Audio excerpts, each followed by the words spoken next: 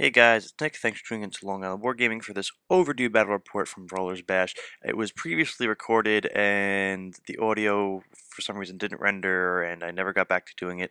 And it's like a month later, so here it is. This is actually against Tunasandwichify. He has an own channel. He's got about 20 videos or so. Check it out. The link is in the description below. And we did this game the day before Brawlers. So it's Skaven Magic. Both my engineers got Warp Lightning. And then the Gracier got Skirleap, Pestilent Breath, Blessed with Filth, and Plague. For the Warriors of Chaos Magic, we have Milkaz Mystifying Miasma, Acquiescence, Hysterical Frenzy, Slicing Shards, Phantasmagoria, and Cataphonic Choir. Now I'm assuming that there's a spell familiar in there, and that's why we have all those spells. So here are the heroes, the important ones, if any more are out there, I don't remember.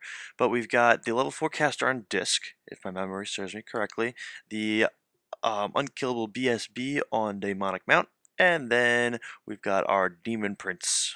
So there we go. Here's a deployment. This is my side here. We'll get into his a little bit closer, but you know my army. If you don't already, then you're new to the channel. But this is the Brawlers list. The Doom Wheel is out on the far right flank, so hopefully I can get up in that Skull Crusher zone and kill some and zap attack them. And I've got some scouts that are going to go down in a moment, and the help hits will hopefully, do decent against some of the big killy stuff that he has. So I decided to scout these guys because he's got really no magic shooting or missiles or anything to really return fire, so I get them down right away so I can start poison slinging some things. And left to right, we've got a chariot, we've got Skull Crushers with the Flaming Banner, Albino War Dogs, then we've got the Gorby's chariot, some Nurgle warriors, the Demon Prince behind, a chariot behind, some more albino dogs. Looks like a Gorby's chariot.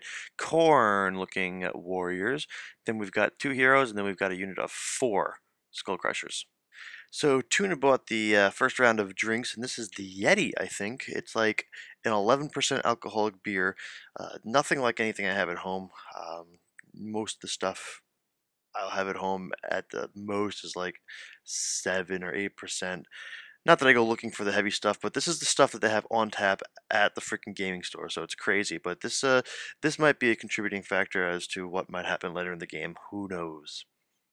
But it looks like Warriors of Chaos get turn 1, and they move up just a little bit, because you know what? Some of my Skaven random move stuff isn't that friendly, so the Skull Crushers do not move up their full 14, because I'd probably not only charge them, but then zap attack them, and the Chariots shuffle around, which in my book, Chariot should always move up full, because they take forever to get anywhere. But yeah, so that's his movement, and another shot at this angle.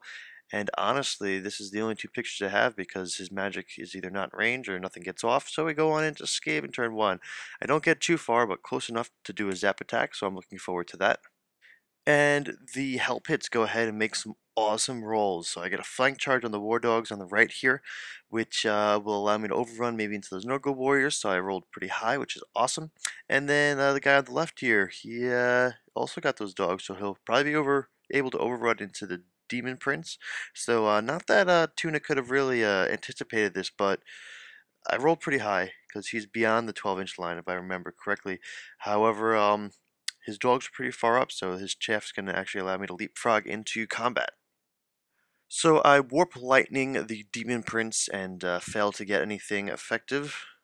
And then I dreaded 13th, or Irresistible Force, the dreaded 13th, onto the Warriors. My caster unfortunately disappears into the warp, so I'm going to play this whole game without a general caster, which is the theme for Brawler's Bash. But at least I killed more than half this unit. You kind of figure since I lost my caster, it would have been nice if the entire unit disappeared.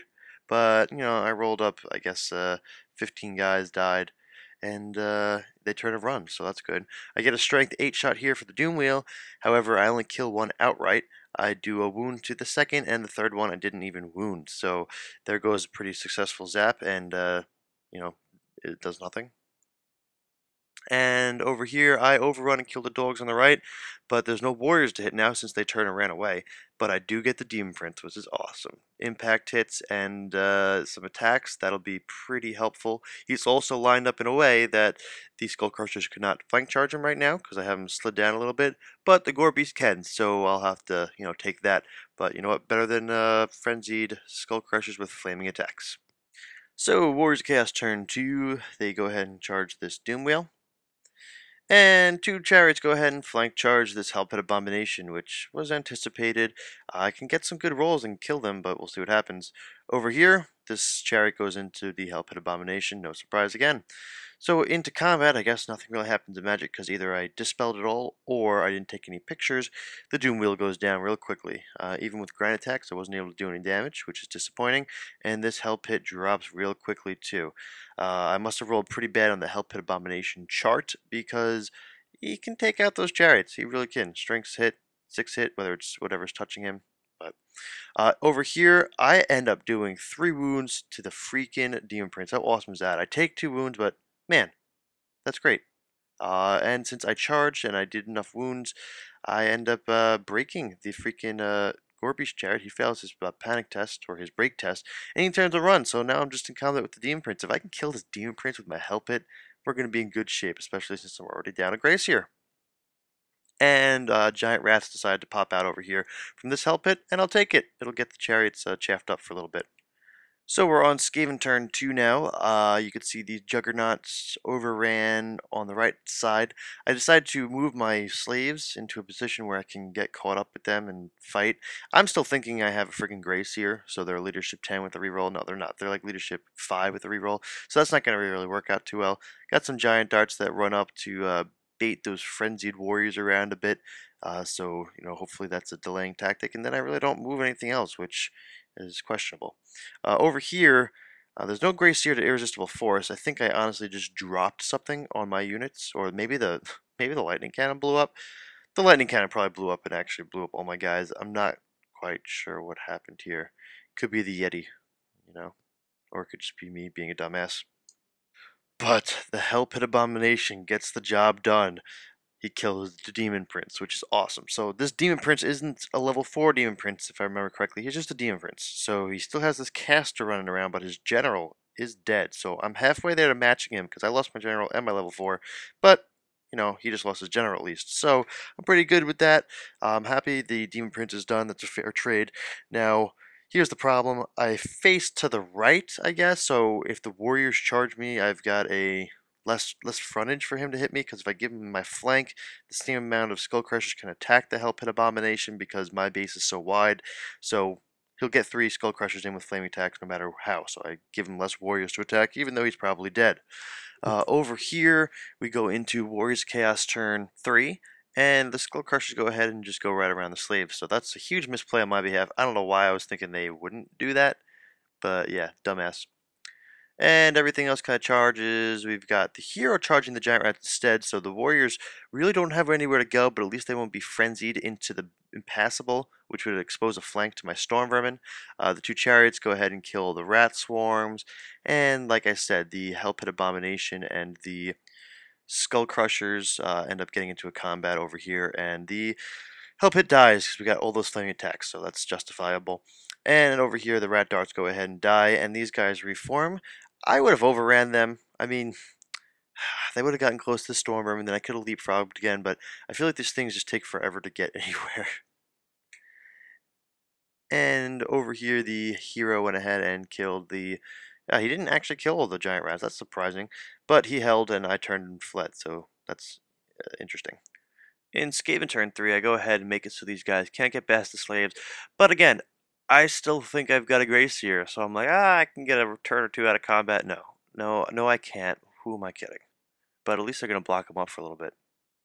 Giant rats do not rally, but here's my my movement, more my lack thereof. I'm still just kind of chilling here. The gutter runners behind that beer bottle over there, they've been poison slinging one of the chariots, and I still have a rat dart hiding behind the hill to deal with the frenzied skull crushers. And you can see right in the forest up at the top of the screen, I do have those guys, those rat darts that do go to bait the skull crushers up ahead. This way he can't really move too far, and when he does kill them, he'll overrun pretty far. Maybe I'll get the charge onto him.